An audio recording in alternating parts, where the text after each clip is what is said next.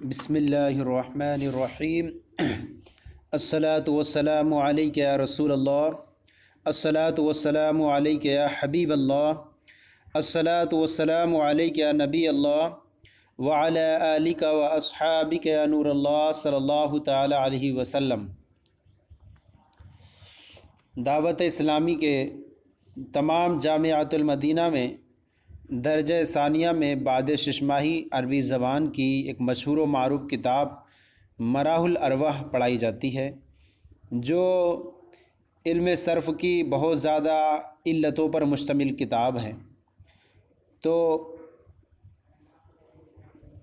ہم نے چاہا کہ اس کتاب کو، جس طرح ہم نے دوسری کتابوں کو ڈالنا شروع کیا نیٹ پر درس نظامی ہمارے چینل پر، تو ہم نے چاہا کہ آج اس کا بھی سلسلہ ہم شروع کریں۔ تو ہم اس کو بھی سلسلہ پڑھانے کا شروع کر رہے ہیں۔ تو دیکھنا آپ کو ماشاءاللہ بہت فائدہ ہوگا جو ہمارے اس چینل سے وابستہ ہیں۔ تو آج ہم اس کے شروعات کر رہے ہیں اس کتاب کی، لیکن ہم سب سے پہلے شروعات کرنے سے پہلے ہم اس کے تحت خطبہ پڑھیں گے، پھر خطبہ مقدمہ پڑھ لیتے ہیں، پھر خطبہ پڑھیں گے، پھر اس کے تحت ہم اچھی طریقے سے بحث کریں گے، پھر اس کے بعد باب اول آئے گا صحیح کے بیان میں۔ تو آئیے سب سے پہلے ہم شروع کرتے ہیں مقدمہ۔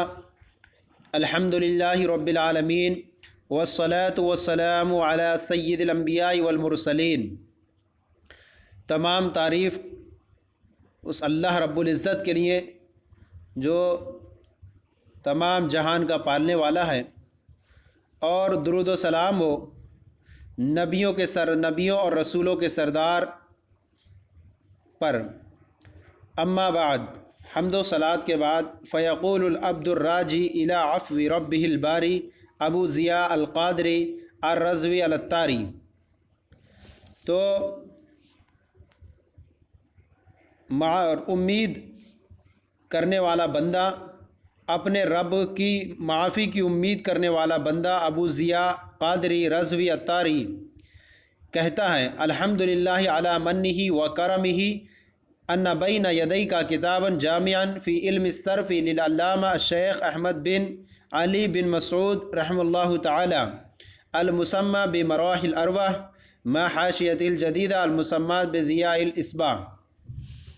تمام تعریف اللہ کے لیے، اس کے احسان پر اور اس کے کرم پر کہ آپ کے سامنے ایک ایسی کتاب ہے جو علم صرف میں جامع ہے، جو کہ علامہ شیخ احمد بن علی بن مسعود رحمۃ اللہ تعالی علیہ کی ہے، المسمى بمراح الارواح، جس کا نام مراح الارواح ہے، ما حاشیۃ الجدیدہ، اور نئے حاشیے کے ساتھ آپ کے سامنے ہے، جس کا نام حاشیے کا نام ضیاء الاصباح ہے۔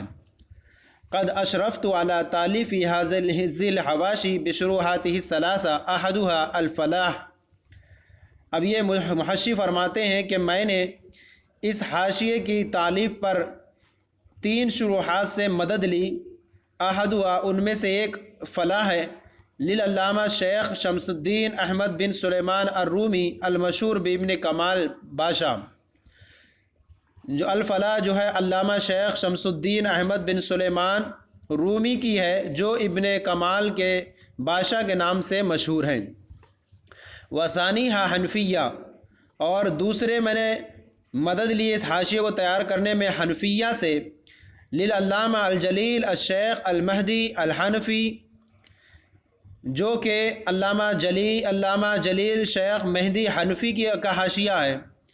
وثالث الشرح، اور میں نے اس کتاب پر حاشیہ لگانے میں مدد لی ہے تیسرے شرح سے، جو للعلامہ شیخ المولا شمس الدین احمد المعروف بدیکن پور، ہوا احد علماء القرن التاسع الہجری، اور تیسری وہ شرح سے مدد لی ہے، جو کہ شیخ مولا شمس الدین احمد کی شرح ہے، جو کہ مشہور ہیں دیکن پور سے، اور وہ 9ویں صدی ہجری کے ایک زبردست علماء میں سے ایک عالم ہیں، یا 9ویں صدی ہجری کے ایک عالم ہیں۔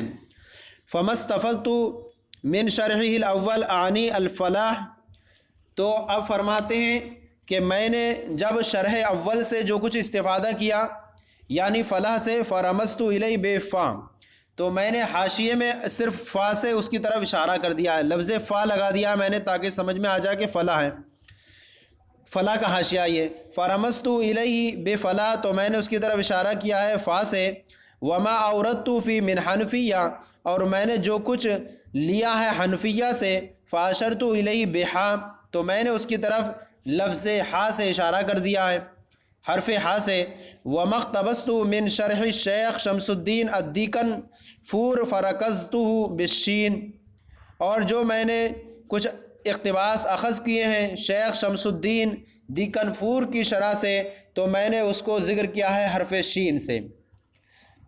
اب محشی فرماتے ہیں وفسرت بعض الالفاظ بین سطور المتن، اور میں نے متن کی سطروں کے درمیان، لائنوں کے درمیان بعض الفاظ کی میں نے تفسیر کر دی ہے، لیسہل کلام لیسہل فہمہ للطلبۃ الکرام، تاکہ اس کا سمجھنا طلبہ کرام کے لیے آسان ہو جائے۔ فاللہ اسأل ان یتقبلہ منی وجعلہ مفیدا للطالبین فی تحصیل علوم الدین المتین، تو میں اللہ سے سوال کرتا ہوں کہ اسے میری جانب سے قبول فرمائے اور اسے طلبہ کے لیے، علم حاصل کرنے والوں کے لیے مضبوط دین کے علوم کی تحصیل میں طلبہ کے لیے اسے مفید بنائے، وجعلہ مفیدا للطالبین، اور طلبہ کے لیے اسے مفید بنائے فی تحصیل علوم الدین المتین، مضبوط دین کے علوم کی تحصیل میں، ورضی عنی وعن والدی واساتذتی واحبابی وجمیع المؤمنین والمؤمنات بفضلہ الکریم، اور اللہ مجھ سے، میرے والدین سے، میرے اساتذہ، میرے دوست و احباب، تمام مومن اور تمام مومنات سے اپنے فضل و کرم سے راضی ہو جائیں۔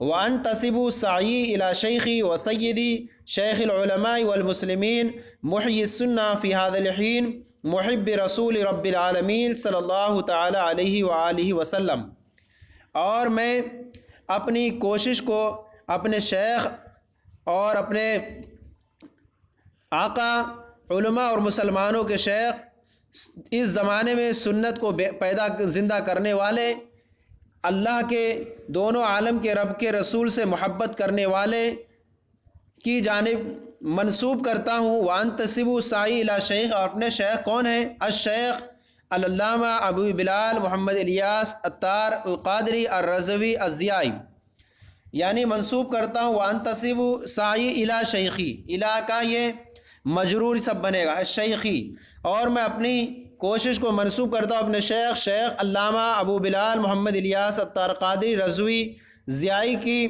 طرف منسوب کرتا ہوں۔ متعنا اللہ بطول حیاتہ و علمہ و برکاتہ العالیہ، ہمیں اللہ تعالیٰ ان کی طویل عمر، ان کے علم اور ان کے بلند برکتوں سے ہمیں مستفید فرمائے۔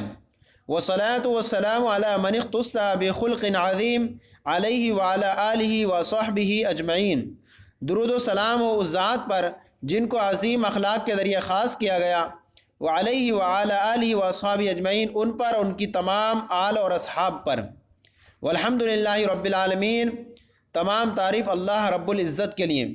عبدہ عز وجل وعبد رسول الکریم، اللہ تعالیٰ اور اس کے رسول کریم صلی اللہ علیہ وسلم کا بندہ ابو ضیاء القادری العطاری۔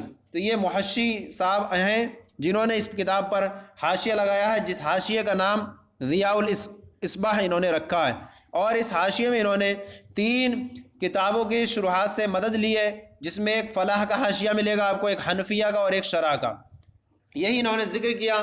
اب یہاں پر یہ خطبے کو بیان کر رہے ہیں۔ اب یہاں ہم ایسا کریں گے اس میں پڑھتے ٹائم کہ ہم سب سے پہلے ترجمہ لگا لیں تاکہ پھر ہم بعد میں تشریح کر سکیں، ورنہ یہ ہوگا کہ ترجمہ کرنے کے دوران بعد بیچ میں تشریح کریں گے تو ترجمے میں خلط ملط ہو جائے گا، اس لیے ہم ایک متعین جگہ تک ہم اس کا جو ہے ترجمہ کر لیں گے، پھر اس کے بعد ہم اس کے تحت ہم آپ کو پوری بحث بیان کریں گے۔ بسم اللہ الرحمن الرحیم۔ قال المفتقر الى اللہ الودود احمد بن علی بن مسعود غفر اللہ له ولوالدیہ وأحسن إليهما وإليه اعلم أن علم الصرف أم العلوم والنحو أبوها ويقوى في الدرايات داروها ويطغى في الروايات عاروها فجمعت فيه كتابا موسوما بمراحل الأروى وهو للصبي جناح النجاح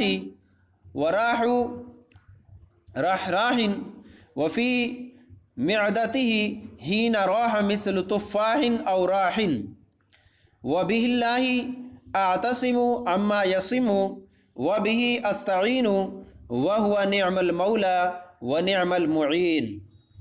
اب یہاں ہم نے اتنا عبارت پڑھی، آئیے اس کا ایک بار ترجمہ کر لیں اور پھر اس کو ہم اس کے تحت حاشیے میں مدد لیں گے۔ اب یہاں پر فرماتے ہیں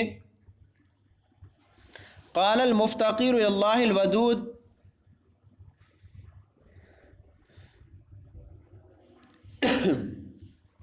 ایسے محتاج بندے نے عرض کی جو بہت محبت کرنے والے کا اللہ تعالیٰ کا محتاج ہے۔ قال المفتقر الی اللہ الودود احمد بن علی بن مسعود، ایسے بندے نے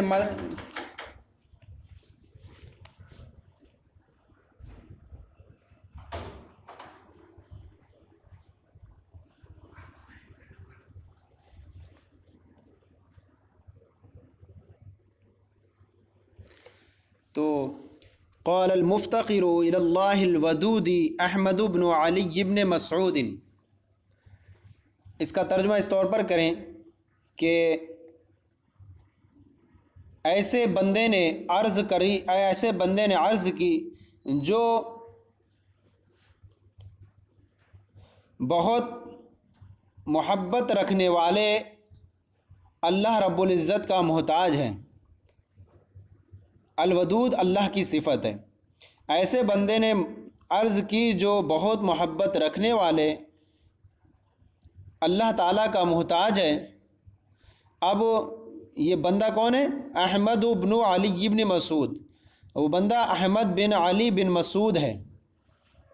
غفر اللہ لہ ولوالدہ، اللہ تعالیٰ اس کی اور اس کے والدین کی بخشش فرمائے۔ وَأَحْسَنَ إِلَيْهِمَا وَإِلَيْهِ، اور اس کے ساتھ اور اس کے والدین کے ساتھ، وَأَحْسَنَ إِلَيْهِمَا وَإِلَيْهِ، اور یعنی والدین کے ساتھ اور اس کے ساتھ اللہ تعالیٰ احسان فرمائے۔ الیہما کا ضمیر کا مرجع والدین، اور ان والدین کے ساتھ اور اس کے ساتھ احسان فرمائے۔ اب یہاں سے بیان فرما رہے ہیں اعلم ان علم الصرف ام العلوم، جان لیں کہ صرف، علم صرف یعنی صرف کا علم، ام العلوم تمام علوم کی ماں ہے۔ والنحو ابوہا، نحو یہ اس پہ کہیں کہ اس سے پہلے بھی علم مقدر ہے، اصل عبارت ہوگی اعلم ان علم الصرف ام العلوم وعلم النحو، اور نحو جو ہے علوم کا جو ہے باپ ہے۔ وَيَقْوَى فِي الدِّرَایَاتِ دَارُوهَا، داروہا یہ جو ہے درایت سے مشتق ہے، اور ضربہ یضربو سے ہے، اور اس کا معنی ہوتا ہے جاننے والے، اور ان دونوں علوم کا جاننے والا۔ اور فی الدرایات معنی سوجھ بوجھ، اور یقوی معنی مضبوط ہونا، قوی ہونا، صلاحیت والے ہو جانا۔ وَيَقْوَى فِي الدِّرَایَاتِ دَارُوهَا، اور ان دونوں علوم کو جاننے والے جان پہچان میں، فی الدرایات جان بوجھ، جان پہچان اور سمجھ میں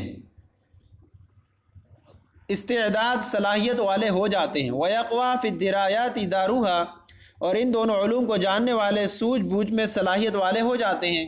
وَيَطْغَى فِي الرِّوَایَاتِ عَارُوهَا، عَارُوهَا یہ عار کی جمع ہے، اس میں فاعل ہے سمع یسمع سے، اور مصدر اس کا عریان ہے، اس کا معنی ہے جاہل۔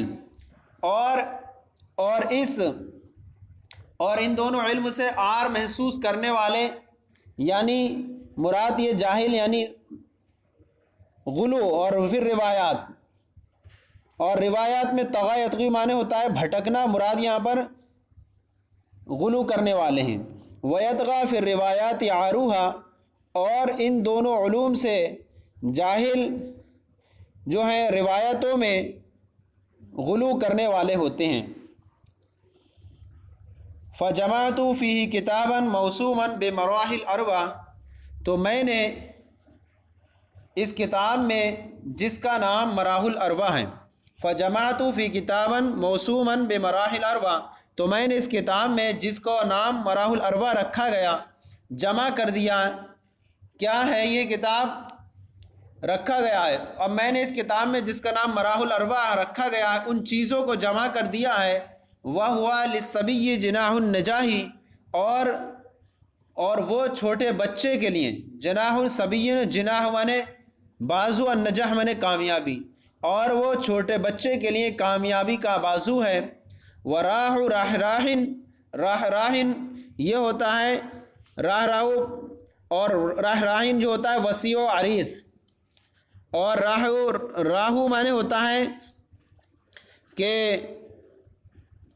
نشاط پھرتیلا کچھ، تو اس کا معنی ہوتا ہے وسیع و آرام دہ راستہ۔ وراہ راہ راہن، اور یہ آرام دہ وسیع و عریض آرام دہ راستہ ہے۔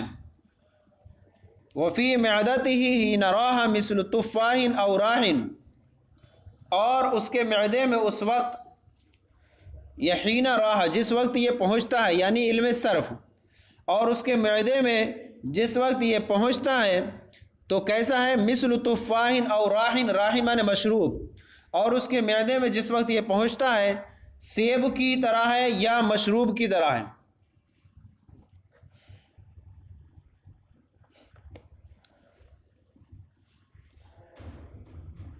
وَبِاللَّهِ أَعْتَصِمُ أَمَّا يَصِمُ،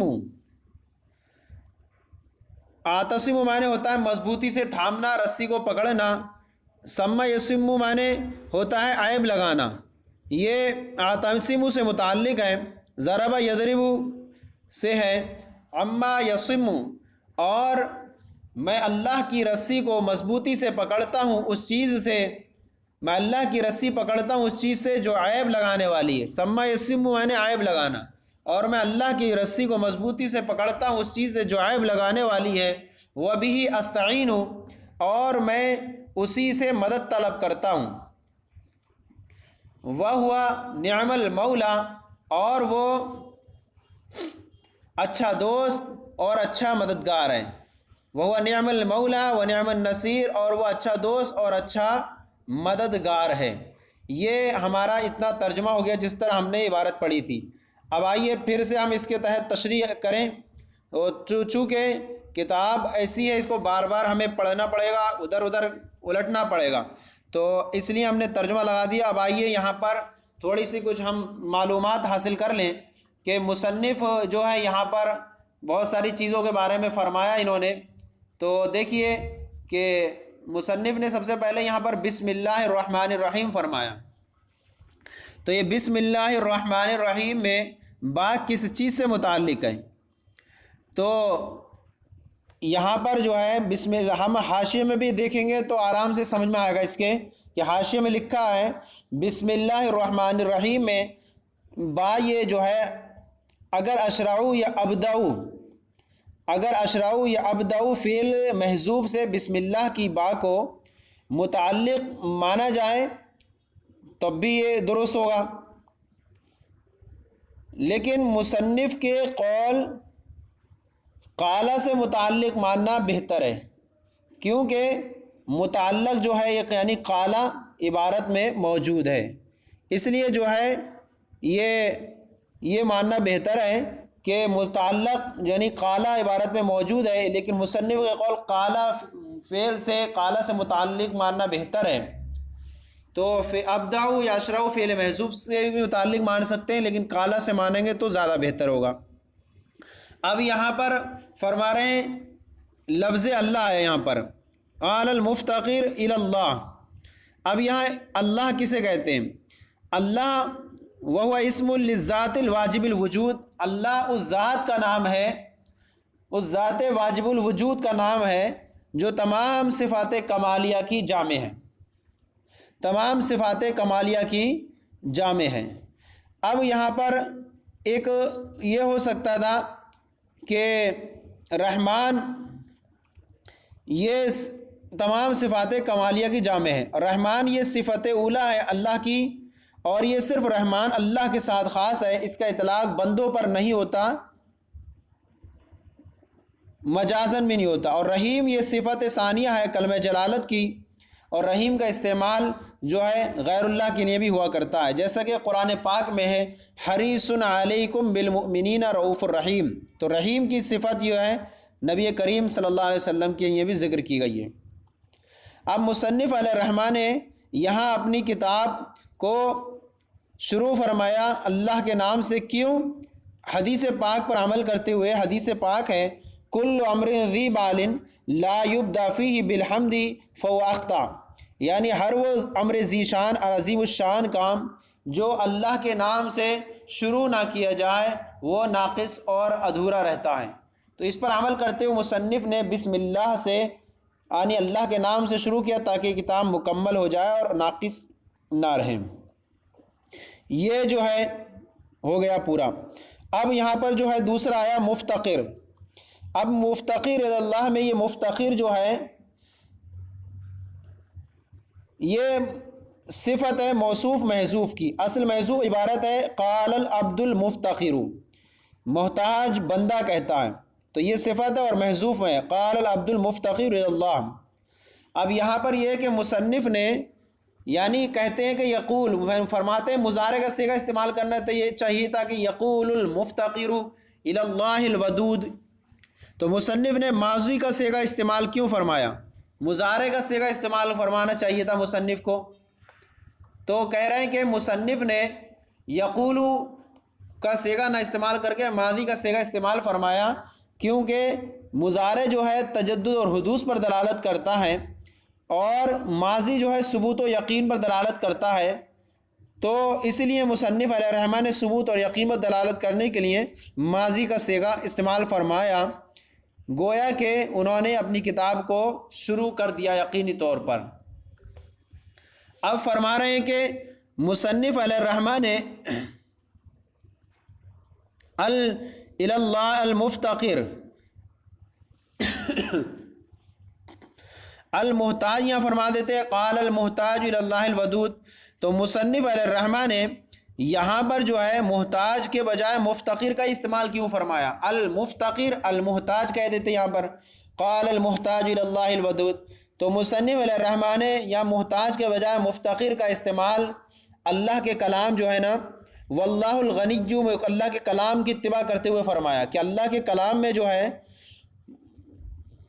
واللہ الغنی وانتم الفقراء آیا ہے، اور فقراء اور یفتقیر و مفتقر دونوں کا مادہ اور اشتقاق دونوں کا ایک ہی ہے، تو دونوں کا رعایت کرتے ہوئے اس نے مصنف علیہ الرحمٰن نے محتاج کے بجائے مفتقر کا استعمال فرمایا۔ پھر یہاں پر فرماتے ہیں الودود، یہاں جو ہے مصنف علیہ الرحمٰن نے اللہ الودود میں اللہ کی صفات میں صرف ودود ہی کا صیغہ استعمال فرمایا۔ یہ الودود اللہ کی جو صفات ہیں صرف ودود کا استعمال فرمایا، حالانکہ دوسری بھی استعمال کی جاتی تھیں صفتیں، تو کیوں فرمایا؟ تو مصنف نے اس لیے استعمال فرمایا کہ آگے جو ہے احمد بن علی بن مسعود آ رہا ہے، اس مسعود میں سے سجا کی رعایت کر سکتے ہوئے مصنف نے ودود کا صیغہ استعمال فرمایا کہ سجا کی رعایت ہو سکے دونوں میں۔ سجا کی رعایت کہتے ہیں کہ کلمے کا آخر کا ایک ہی حرف پر موافق ہو جانا، تو یہاں پر دیکھیں کہ مسعود کے آخر میں بھی دال ہے اور ودود کے آخر میں بھی دال ہے، تو اس لیے مصنف علیہ الرحمٰن نے اس کی موافقت میں یہاں پر ودود کا استعمال فرمایا تاکہ مسعود اور ودود دونوں میں موافقت رہیں۔ اب یہاں پر جو ہے مصنف علیہ الرحمٰن کہہ رہے ہیں کہ احمد بن علی بن الودود، احمد بن علی بن مسعود۔ اب یہاں مصنف علیہ الرحمٰن نے چلیے ودود استعمال فرمایا، تو مصنف علیہ الرحمٰن یہ بھی تو کہہ سکتے تھے قال المفتقر الی اللہ المحمود، محمود میں بھی دال آ رہی تھی، اس طرح سے مسعود سے کیا ہو جاتی؟ سجا کی رعایت ہو جاتی، تو وہاں مصنف علیہ الرحمٰن نے اس مسعود کا استعمال، محمود کا استعمال کیوں نہیں فرمایا؟ تو اس لیے نہیں فرمایا مصنف نے محمود کا استعمال کہ ودود جو ہے یہ فعول کے وزن پر ہے. کبھی یہ ودود فاعل کے معنی میں ہوتا ہے، جیسے ضروب جو ہوتا ہے یہ ضارب کے معنی میں ہوتا ہے، اور کبھی یہ مفعول کے معنی میں ہوتا ہے، جیسے حلوب محلوب کے معنی میں ہوتا ہے. اور ساتھ ہی ساتھ ودود کے اندر جو ہے مبالغہ بھی پایا جاتا ہے، جو کہ محمود کے اندر مبالغہ نہیں ہوتا. تو اس کا معنی جو ہوتا ہے، اسی لیے ہم نے ترجمہ کیا کہ ایسا بندہ عرض کرتا ہے جو کثیر محبت رکھنے والے، تو اس کا اندر مبالغہ ہے جو محمود کے اندر نہیں ہے. اس لیے مصنف علیہ الرحمہ نے محمود کے بجائے ودود کا استعمال فرمایا.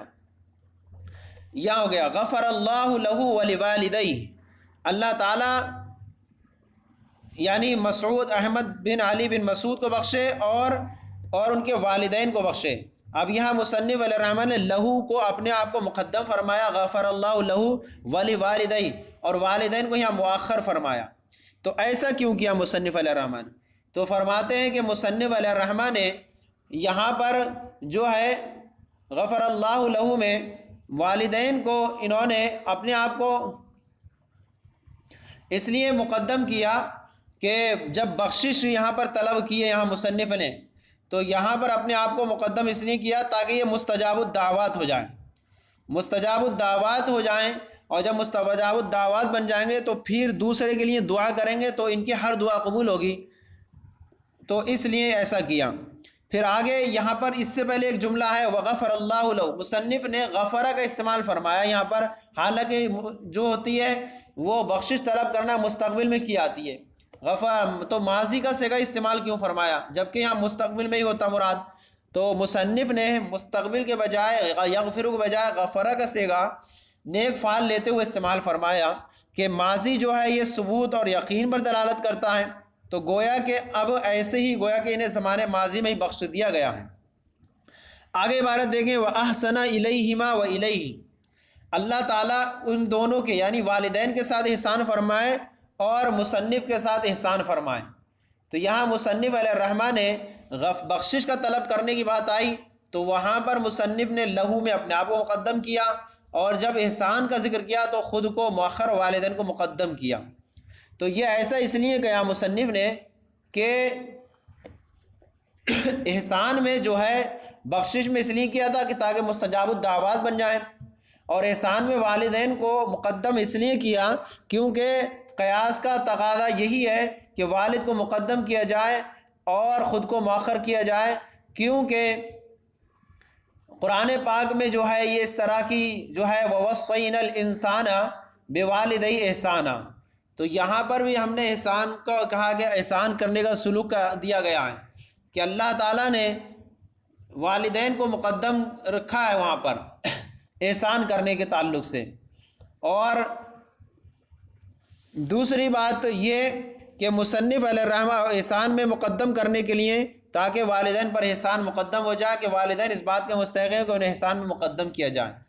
اور اپنے آپ کو بخشش میں مقدم کرنے میں یہ ایک اور نقطہ ہے کہ یہاں پر قرآن پاک کے حضرت ابراہیم علیہ السلام کی موافقت کرنا ہے کہ قرآن پاک میں جو ہے تاکہ آیت میں حضرت ابراہیم علیہ السلام کی موافقت ہو جائے کہ انہوں نے جب بخشش کی طلب کرنے کی آئی تو اپنے آپ کو قرآن پاک میں رب اغفر لی ولوالدیہ، اے اللہ مجھے بخش دے اور میرے والدین کو بخش دے. تو وہ ابراہیم علیہ السلام کی اتباع کرتے ہوئے انہوں نے خود کو مقدم والدین کو مؤخر کیا. اب یہ اتنا ہو گیا. فرماتے اعلم ان علم الصرف ام العلوم، جان لیں کہ علم صرف، اب یہ ہے مصنف نے اعلم ان صرف، یہاں پر ان علم الصرف ام العلوم، جان لیں کہ علم صرف علوم کی ماں، والنحو ابوہا، اور نحو اس کا باپ ہے. تو یہاں مصنف نے جو ہے التصریف کیوں نہیں کہا، اعلم ان التصریف، یا الصرف کیوں فرمایا مصنف نے؟ تو فرماتے ہیں کہ مصنف علیہ الرحمٰ نے التصریف کے بجائے صرف اس لیے فرمایا کہ صرف جو ہے اصل ہے اور تصریف یہ فرع ہے، اور قاعدہ ہے کہ اصل جو ہے فرع پر مقدم ہوتی ہے، اس لیے مصنف نے الصرف کو مقدم فرمایا. پھر یہاں پر ایک یہ ہے کہ مصنف اعلم فرمایا، یہ علم مصنف کا یہ قول جو ہے، یہ لفظ قالا علم، یہ خطاب ہر اس شخص سے ہے جو سن رہا اور پڑھ رہا ہو۔ تو اب یہاں پر مصنف علیہ الرحمٰن نے علم صرف کو ماں اور علم نحو کو باپ سے تشبیہ دی ہے، کہ کہا کہ علم صرف علوم کی ماں اور نحو اس کا باپ ہے۔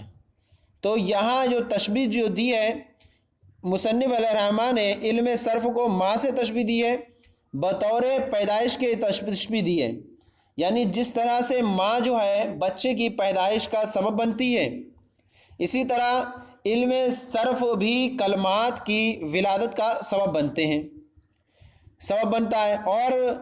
اور علم نحو کو باپ سے تشبیہ بطور اصلاح و درستگی کے اعتبار سے دی ہے، کہ جس طرح باپ اولاد کی اصلاح و تربیت اور درستگی کرتا ہے، اسی طرح علم نحو بھی الفاظ کی درستگی اور اصلاح کرتا ہے، اس لیے اس اعتبار سے انہوں نے تشبیہ دی۔ اب یہاں علم صرف علوم کی ماں اور نحو اس کا باپ ہے، ویقوا پھر درایاتی داروہا، اور ان دونوں علموں کو جاننے والے سوجھ بوجھ میں جو ہے کیا کرتے ہیں، مضبوطی حاصل کر لیتے ہیں، ویتغا پھر روایات یاروہا، اور ان دونوں علموں سے جاہل لوگ روایات میں کیا ہیں، بھٹکتے ہیں، جو ہے غلو کرتے ہیں، معلوم نہیں رہتا ان کو تو ادھر کا ادھر لگاتے ہیں۔ اب یہاں پر یہ اتنا ہو گیا۔ اب یہاں جو ہے یہ جو ہے داروہا درایت سے کی جمع ہے، اور وہ علم ہے یہ ضرب یضرب سے، داروہا اور درایات یہ درایت کی جمع ہے، اور داروہا یہ عالم ہوا، یعنی اس کو جاننے والے، اور یہ داروہا یہ مرفوع ہے، یہ یقوا کا فاعل ہونے کی بنیاد پر، اور یہ دار کی جمع ہے۔ اسی طرح یتغا یہ پہلے والے جملے پر عطف ہے، اس کا معنی اگر دلہ یدلو کا معنی تو یہ فتح سے بھی مان سکتے ہیں، اور اسے سمیع سے بھی، بھٹکنا۔ اور یہ روایات یہ روایت کی جمع ہے، اور یہ منقولات وغیرہ۔ آروہا یہ آر کی جمع ہے، یہ اسم فاعل ہے، سمیع اسمہ سے، اور اس کا معنی ہوتا ہے جاہل وغیرہ۔ اب اس کا ترجمہ پورا ہو گیا۔ اب یہاں آگے ہیں فجمعت فی۔ اب یہاں مصنف علیہ الرحمہ فرماتے ہیں کہ یعنی اس علم کو سیکھنے والا جو ہے انسان قوی بن جاتا ہے، اور جاہل جو ہے سرکشی کرتا ہے اور بھٹکتا رہتا ہے۔ اسی لیے مصنف نے اپنی اس کتاب سے اشارہ فرمایا کہ وَيَقْوَى فِي الرِّوَایَاتِ درایاتی داروہا وفر وَيَطْغَى فِي الرِّوَایَاتِ عَارُوہا۔ اب یہاں سب کچھ ہو گیا، پھر فرماتے ہیں فَجَمَعْتُ فِي، یعنی یہ فا جو ہے یہ جواب ہے شرط محذوف کا، یعنی جب علم صرف ایسے ہے کہ اس میں جو ہے لوگ مہارت کر کے سوجھ بوجھ والے ہو جاتے ہیں، اور جو لوگ روایت میں نہ جانتے ہیں تو بھٹکتے ہیں، تو جب علم صرف ایسا ہے تو میں نے علم صرف میں ایک کتاب جمع کی جس کا نام مراح الاروا رکھا گیا۔ اب یہ کتاب کیا ہے؟ وَهُوَ لِلصَّبِيِّ جِنَاحُ النَّجَاةِ، اور یہ کتاب جو ہے بچے کے لیے کامیابی کا بازو ہے،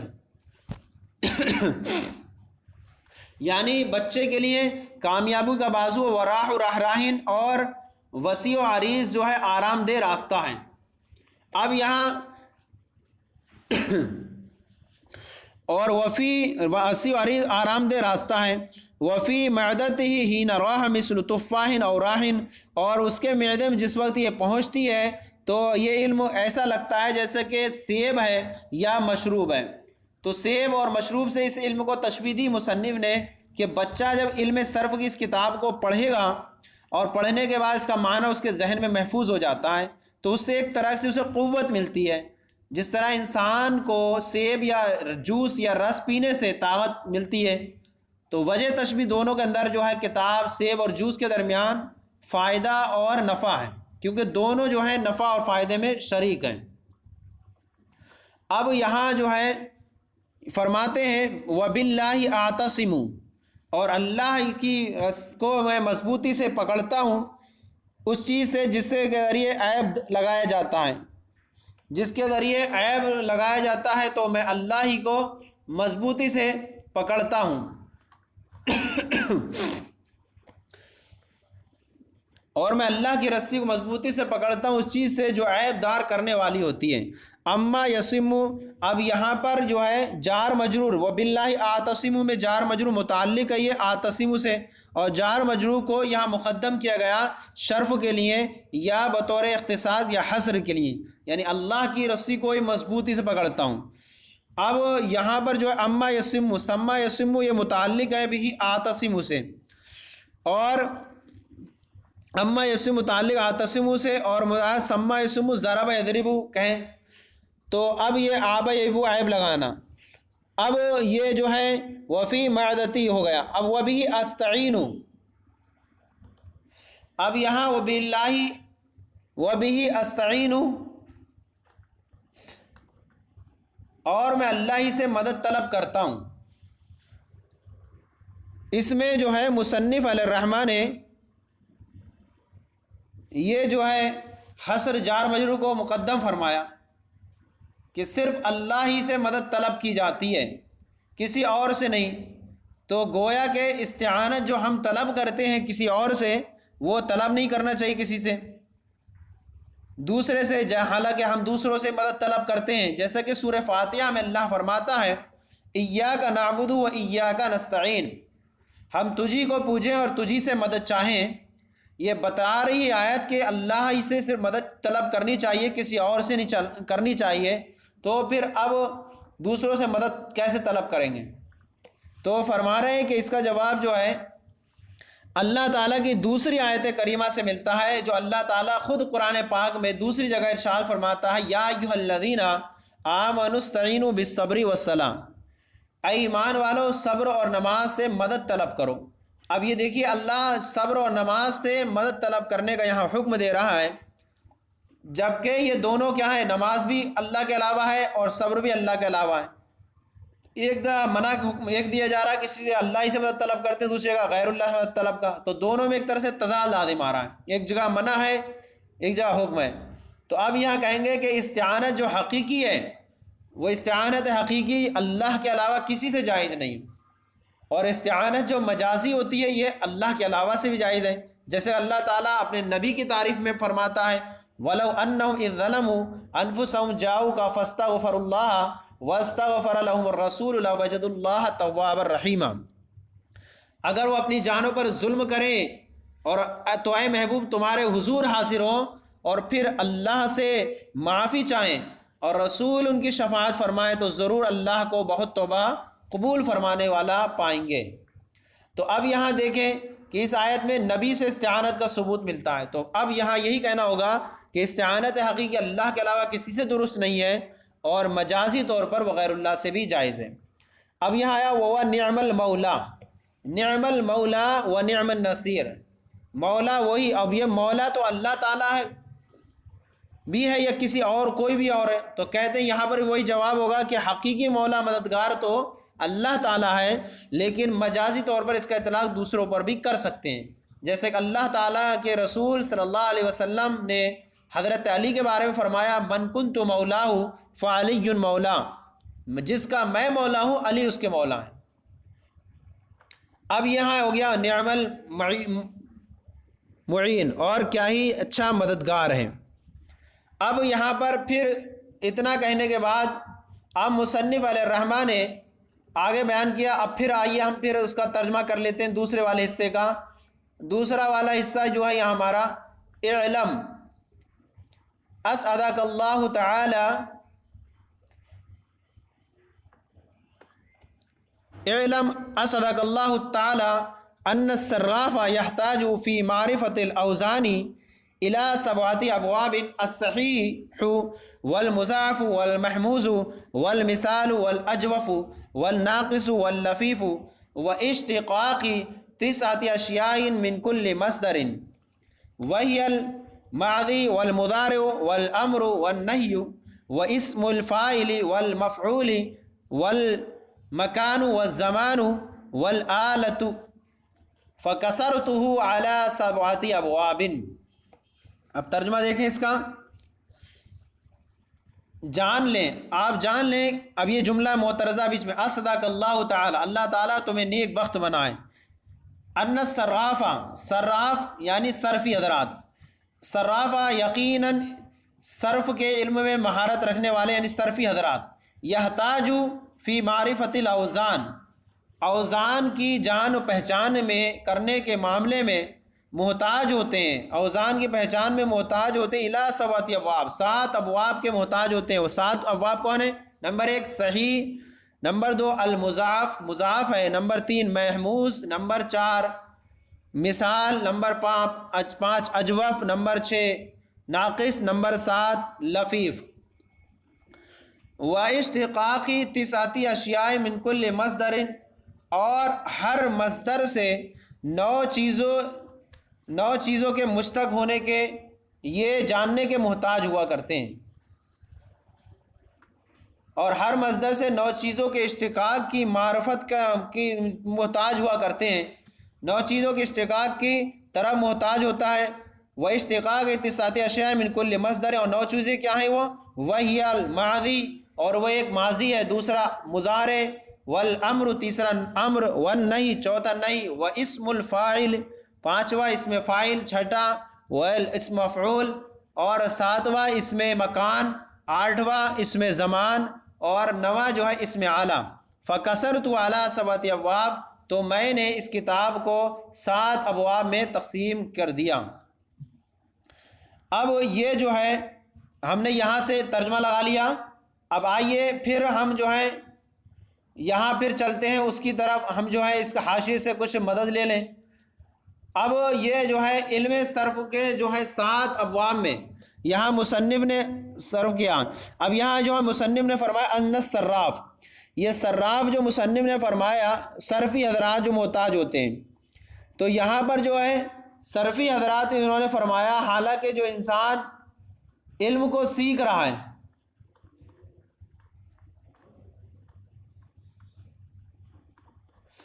علم کو جو یہ سیکھ رہا ہے تو وہ صرفی تو ابھی نہیں ہوگا، تو سر یہاں مراد یہ ہے کہ صرف کو شروع فرمانے والا، تو مصنف نے یہاں پر مراد تعویل لیتے ہوئے مراد فرمایا یعنی جو صرف سیکھنے کا ارادہ کرے، یا اسے اچھی فعالی لیتے ہوئے کہ جب اس نے شروع کیا تو گویا کہ وہ صرفی بن گیا، یا ما یعول کے اعتبار سے کہ وہ جو ہے صرفی بن ہی جائے گا، جیسا کہ اللہ تعالیٰ کے قرآن پاک میں انی ارانی آصر خمرہ، کہ وہ اس آدمی نے کہا تھا کہ حضرت یوسف علیہ السلام سے اس کے اندر جیل کے اندر کہ میں نے اپنے آپ کو دیکھا ہے کہ میں شراب نچوڑ رہا ہوں، تو شراب تھوڑی نچوڑ جاتی ہے، انگور سے نچوڑ جاتی ہے، انگور نچوڑا جاتا ہے، تو گویا کہ مایول کے اعتبار سے وہ شراب ہی بنے گی، تو اس اعتبار سے صراف کو کہہ سکتے ہیں کہ مایول کے اعتبار سے۔ ہم جو کچھ کر رہے ہیں یہ بیان کر رہے ہیں سب ہمارا حاشیے سے بیان کر رہے ہیں، یہ حاشیے کا اگرچہ ہم ترجمہ نہیں کر رہے ہیں، اگر آپ کو ضرورت لگے تو ہم حاشیے کا ترجمہ بھی کرتے چلیں گے آگے، لیکن جو کچھ بیان کیا وہ پورا حاشیہ ہم نے بیان کر دیا تاکہ جلد سے جلد ہو سکے کم وقت میں۔ اب یہ صرفی یحتاج فی معرفت الاوزان، محتاج ہوتا ہے اوزان کی معرفت میں۔ یہاں مصنف نے جو ہے محتاج کے بجائے یحتاج کا استعمال کیوں فرمایا؟ تو یہ محتاج کے بجائے یحتاج کا استعمال مضارع کا اس لیے فرمایا کہ تجدد اور حدوث پر دلالت ہوتی رہے۔ اب معرفت الاوزان، اوزان کی معرفت میں محتاج ہوتا ہے 7 ابواب کا۔ اب یہاں کون سے 7 ابواب کا محتاج ہوتا ہے؟ صحیح ہے، مضاف ہے، محموز ہے، مثال ہے، اجوف ہے، ناقص ہے اور لفیف ہے۔ اب یہاں پر جو ہے مصنف علیہ الرحمہ نے صحیح کو یہاں مقدم فرمایا، سب سے پہلے صحیح کو کہنے میں صحیح کو مضاف وغیرہ سب پر مقدم فرمایا، تو یہاں مصنف نے صحیح کو مقدم جو ہے اس لیے فرمایا کہ اس میں تغیر و تبدیلی نہیں ہوتی، کیونکہ حرف علت نہیں ہوتا اس میں، تو تبدیلی نہیں ہوتی، اور اصل کسی چیز میں ہوتا ہے کسی چیز کا جو ہے تبدیلی سے محفوظ رہنا، باقی رہنا اپنی حالت پر، تو اسی لیے جو ہے یہ صحیح جو ہے سالم رہتا تبدیلی سے، اس لیے سالم رہنے کی وجہ سے اسے مقدم فرمایا۔ پھر کہہ رہے ہیں مضاف کو پھر محموز کے بعد کیوں رکھا؟ محموز کو مضاف کو رکھا، محموز کو رکھ دے دیں، تو کہہ رہے ہیں مضاف کو محموز وغیرہ پر اس لیے مقدم کیا کہ یہ جو ہے خفیف ہے، کیونکہ تغیر سے محفوظ رہنے میں صحیح کے زیادہ مشابہ ہیں، کیونکہ اس کے اندر تغیر و تبدل کم ہوتا ہے، تو یہ زیادہ مشابہ صحیح کے، لہذا جو صحیح کے زیادہ مشابہ تھا اس کو ہم نے صحیح کے فوراً بعد رکھا بیان کرنے میں، برخلاف محموز کے کہ اس میں حمزہ جو ہوتا ہے محموز میں وہ حرف علت الف سے ملحق ہے، اس لیے جو ہے مضاعف کو محموز پر مقدم کیا۔ پھر محموز کو دوسروں پر کیوں مقدم کیا؟ تو محموز کو معطل وغیرہ پر اس لیے مقدم کیا مصنف نے کہ محموز جو ہے معطل سے قوی ہے، کیونکہ حرف علت اگرچہ اس میں حمزہ الف سے ملحق ہے لیکن وہ حرف صحیح بھی ہے، جیسے کہ امارا بھی حرف صحیح بھی بن جاتا ہے، تو جو ہے یہ حرف صحیح بھی ہے، حرکات کو قبول کرتا ہے، امارا، اکلا، گرتا کم ہے، تو اس لیے جو ہے یہ اس کے تیسرے نمبر پر اسے انہوں نے محموز کو رکھا۔ پھر مثال کو چوتھے نمبر پر رکھا، اجوف پر اسے مقدم کیا۔ تو مثال کو اجوف پر اس لیے مقدم کیا کہ کیونکہ مثال کہتے ہیں جس کے فا کلمے کی جگہ حرف علت ہو، تو اوزان جب ہم وزن بناتے ہیں اس میں فا کلمہ پہلے آتا ہے، اور اجوا تو اس لیے ہم نے جو ہے مثال کو مقدم کیا۔ پھر اسی طرح اجوف میں آ جائیں کہ اجوف کو کیوں مقدم کیا؟ اجوف کو اس لیے مقدم کیا کہ اجوف میں جو ہے عین کلمے کی جگہ حرف علت ہوتا ہے، تو ناقص اس کے بعد رہتا ہے، ناقص میں لام کلمے کی جگہ، اور میزان کے اعتبار سے یہ دوسرے نمبر پر ہے، اس لیے اسے ناقص پر مقدم کیا۔ اور ناقص کو مقدم کیا اور اجوف کو ناقص پر مقدم کیا، اور ناقص میں لام کلمے کی جگہ ہے۔ واللفیف، تو اب یہ ہو گئی واللفیف، اور 9 چیزیں مشتق ہوتی ہیں، مثال، اجوف، ناقص، لفیف۔ اب یہاں ہو گیا سب۔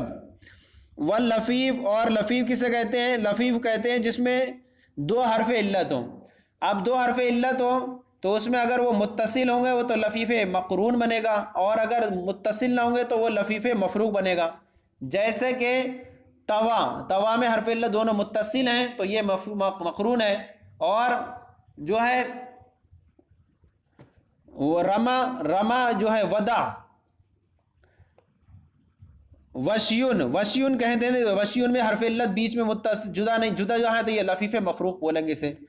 اب یہ یعنی ہر صرفی جو جاننے کا محتاج ہوتا ہے 7 ابواب کا، صحیح کا، مضاعف کا، محموز کا، مثال کا، اجوف، ناقص، لفیف کا، اور ہر مصدر سے 9 چیزوں کے مشتق ہونے کے جاننے کا محتاج ہوتا ہے۔ یہ اشتقاق جو ہے یہ جو ہے کسرے کے ساتھ، اشتقاق یہ کسرے کے ساتھ اس لیے ہے کہ عطف اس کا جو ہے 7 ابواب پر ہے، یعنی ماننے محتاج ہوتا ہے ہر مصدر کا۔ تو اب یہ ہو گیا ہر مصدر کون ہے؟ ماضی، مضارع، امر، نہی، اسم فاعل، اسم مفعول، مکان، زمان، آلہ، فکسرت علی 7 ابواب، تو میں نے اپنی اس کتاب کو 7 ابواب پر مکمل کر دیا۔ یہ جو ہے ہم نے اس کی دلیل حصر یہاں ذکر نہیں کی ہے۔ دلیل حصر جو ہے کس کی؟ 2 چیزوں کی دلیل حصر ہے۔ اگر ہم اس کو ذکر کریں، آپ ہمارے جو ہے درس نظامی چینل کے اندر جو ہے آپ سبسکرائب کریں گے تو وہاں پر مراح الارواح کا کھولیں گے ود آنسر، سوال جواب، تو وہاں خطبے میں جو آپ کو سب کی دلیل حصر مل جائیں گی۔ ہم یہاں پر دونوں کی دلیل حصر کر دیتے ہیں بیان، ایک تو 7 ابواب میں ہی کیوں منحصر کیا اس کی دلیل حصر، اور 9 کی اس کی دلیل حصر۔ تو مکمل طور پر ہم کہتے ہیں کہ مصنف الرحمٰ نے علم صرف کو 7 ابواب میں منحصر کیا۔ اس کی وجہ حصر یوں ہے کہ ہر کلمہ 2 حال سے خالی نہیں، اس کے حروف اصلیہ کے مقابلے میں کوئی حرف علت ہوگا یا نہیں ہوگا۔ اگر کوئی حرف علت ہو تو پھر 2 حال سے خالی نہیں ہوگا، وہ حرف علت 1 ہوگا یا 2 ہوں گے۔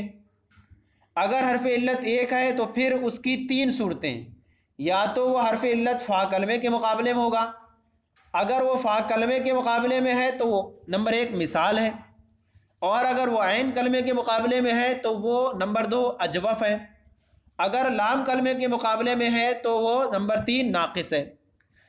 اب یہاں دیکھیں، اگر 2 حرف علت ہوں تو پھر 2 حال سے خالی نہیں، ان 2 حرفوں کے درمیان کوئی حرف صحیح داخل ہوگا یا نہیں ہوگا۔ اگر کوئی حرف صحیح داخل ہے تو نمبر 4 وہ لفیف مفروق ہے، اگر کوئی حرف صحیح داخل نہ ہو تو وہ لفیف مقرون ہے، اور اگر اس کلمے میں کوئی حرف علت نہ ہو تو پھر 2 حال سے خالی نہیں، کیونکہ اس میں موجود کوئی سا ایک حرف علت کے حکم میں ہوگا یا حرف علت کے حکم میں نہیں ہوگا۔ اگر کوئی حرف بھی حرف علت کے حکم میں نہیں تو وہ نمبر 5 صحیح ہے، اور اگر کوئی حرف علت کے حکم میں ہو تو پھر 2 حال سے خالی نہیں، یا تو وہ دو حرف ایک جنس کے ہوں گے یا حمزہ ہوگا. اگر کلمے میں دو حرف ایک جنس کے ہیں تو نمبر 6 مضاعف ہیں، اور اگر کلمے میں حمزہ ہو تو نمبر 7 محموز ہے. تو یہ ہماری جو ہوئی 7 ابواب میں منحصر کرنے کی دلیل حصر ہوئی. اب یہ 9 میں منحصر کرنے کی دلیل حصر آپ کو یہاں پر ہم ذکر کر دیتے ہیں. ہمارا وہ چینل پہ آپ دیکھیں گے تو ہم نے خوبصورت طریقے میں ٹیبل بھی بنا کر کے پیش کی ہیں آپ کو، اور بہت اچھی طریقے سے آپ کو سمجھ میں آئے گا. وہاں سے آپ اس کے جو ہیں پورے خاکے لے سکتے ہیں. آپ مصدر کی ہم وجہ بتا دیتے ہیں کہ مصدر سے 9 چیزیں جو مشتق ہوتی ہیں ان کی دلیل حصر یہ ہے کہ جو چیز مصدر سے مشتق ہے یا تو وہ فعل ہوگا یا اسم ہوگا. اگر وہ فعل ہے تو دو حال سے خالی نہیں، یا تو جملہ خبریہ ہوگا یا جملہ انشائیہ.